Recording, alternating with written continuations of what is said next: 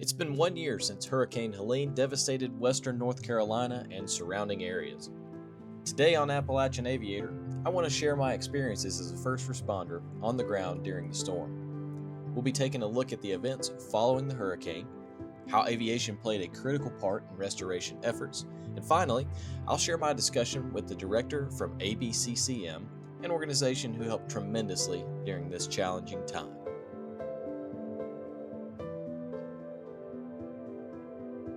This time last year, Hurricane Helene made landfall as a Category 4 hurricane. While the models tried to predict its path, no one realized it would become a far more destructive hurricane than even Katrina back in 2005.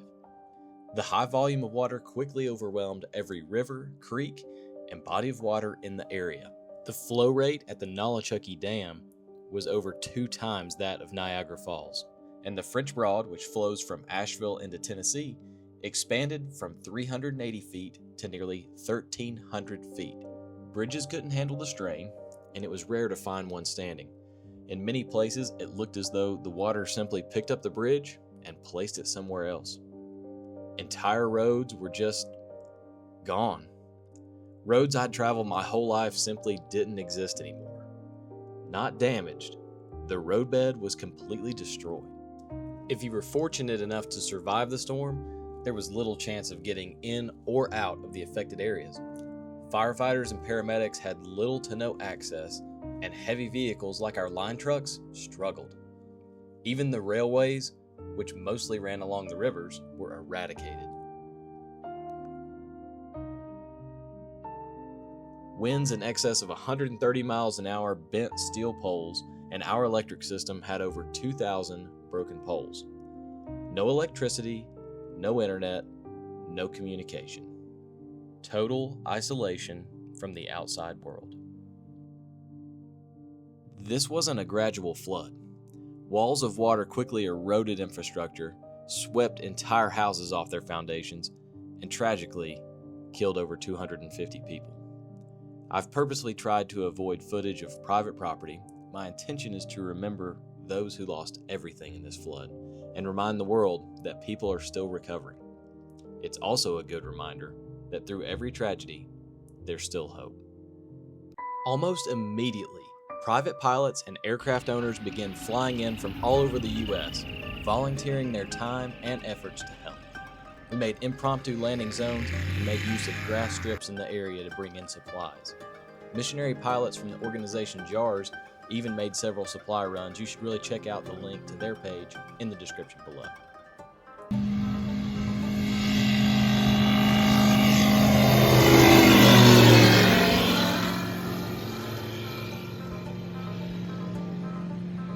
The National Guard started airlifting in supplies, personnel, and providing evacuation services on Blackhawks and Chinooks. Aviation made a huge impact on starting the restoration effort. Eventually, the roads began to reopen. Most of this was largely in part to locals using every privately owned truck, chainsaw, trackhoe, and tractor available to get the job done. DOT was so busy repairing the main arteries that without the efforts of ordinary people, it would have taken exponentially longer to fix the roads. This was a true test of being resourceful. Crews began arriving from all over the US and even Canada, giving us some much needed backup. I had countless experiences watching neighbor helping neighbor, strangers from all over donating time, money, and resources, and an amount of love for one another that really shouldn't take a disaster to stir up. I recently had an opportunity to take the director of ABCCM, Reverend Scott Rogers, on a flight and ask him about his experiences during Helene. ABCCM was formed by churches in the Asheville-Buncombe area to respond to emergency assistance needs in the community. Their mission has been to address poverty, hunger, homelessness, and access to health care for underserved populations across North Carolina, where Reverend Rogers has been the executive director since 1981. So we chainsawed out on Sunday afternoon about 2, I got in the plane, called my daughter in Raleigh and said, go buy all the water and gasoline you can. Yes. Flew to Raleigh, went to Signature. She met me with 30 gallons of gas and about, I forget, 10 great big 48 cases of water. You're 5 miles from Keene, cleared ILS runway 1. So I waited, made sure it was a weight and balance problem, but Which is tough with all that liquid. So anyway, it worked out. I was just inside CG, and so they told me, they said, aren't you from Asheville? I said, yeah, and they said, well, no charge, go. Wow. And I did that for 2 weekends to keep our staff and volunteers in gas and water, and it worked. And so 1.1. a lot of great things. Had some Virginia boys show up with 12 Starlinks. And I said, look, it's real simple. I need 6 of those Starlinks, so we'll take care of you. You can camp, we'll feed you, water you, and put you out at our distribution sites. They said, well, we were going to give these away. I said, you just gave away 6 of them. Because I've got 4 crisis centers and 2 shelters that I've got to stay in contact with. Oh, and a medical clinic. 60 Papa. So yeah, we came through with flying colors. Good Lord really took care of us, and I'm glad to hear that. What would you say your something that was just the most rewarding thing you saw during the storm? oh gosh, the most rewarding thing, that is hard to say, man. I mean, Because that's the way I try to look at all the disasters, things that we have coming up is, you know. oh yeah. You see God working through all of it. Well, there was we had 100 miracles a week. I was so thankful the apocalyptic movies got it all wrong. There was no people, hoarding, looting, roaming the streets with guns and threatening everybody. It was just the opposite. We came out with food and water and said, who needs help? How can we take care of our neighbor? And so all the churches turning into instant distribution sites.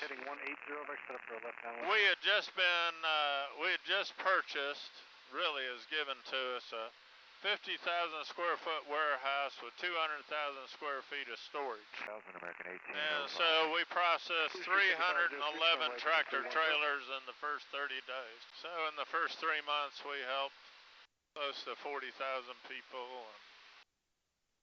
Not counting all the homeless. I run 3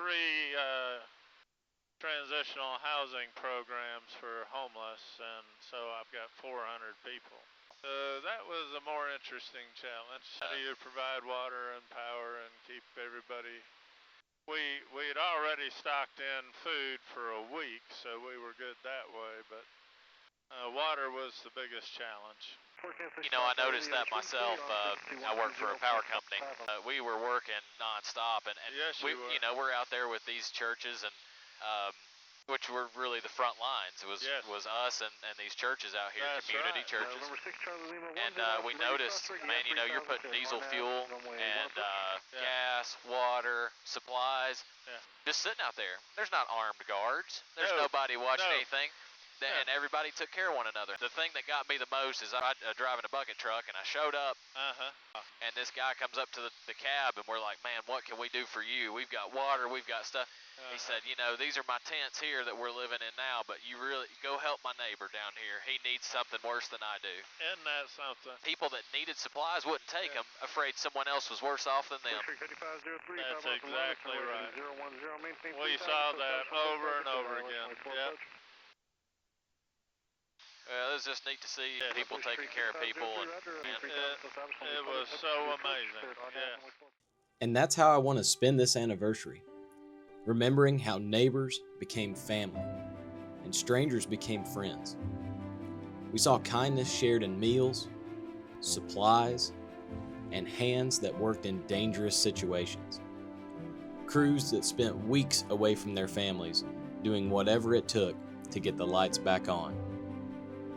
Hurricane Helene may have tested us, but it also revealed the very best in us.